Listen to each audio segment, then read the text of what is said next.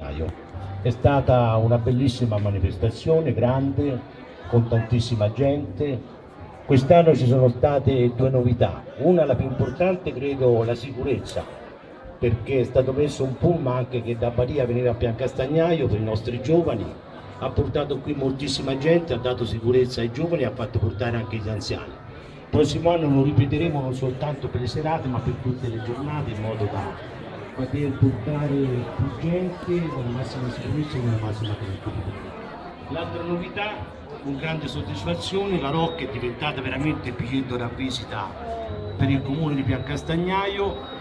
È stata fatta la Rocca aperta per la degustazione dei nostri prodotti tipici.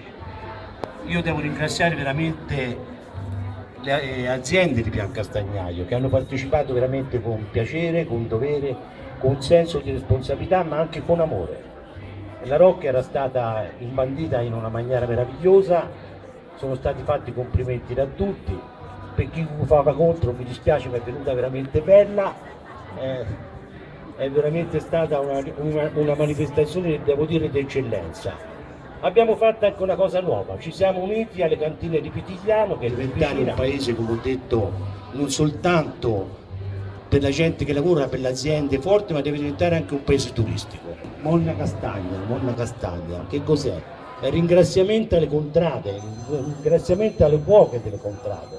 Le contrade sono la vita di questo paese, l'ho sempre detto durante il palio, lo ripeto oggi, lo ripeto veramente con soddisfazione. Se non c'erano le contrade, le feste così non si riesce a farle, quindi, e questo lo dobbiamo specialmente alle cuoche e ai giovani delle contrade.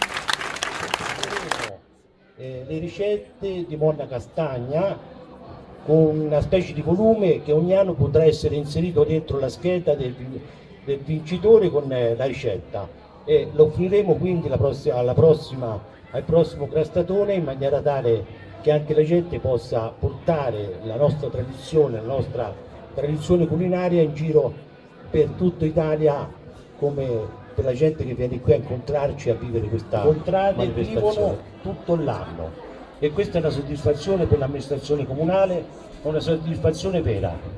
Il prossimo incontro sarà alle feste di Natale, anche lì ci inventeremo qualcosa, perché questo paese deve cominciare a respirare, a vivere, a essere simpatico, ad essere bello e piacevole per tutti.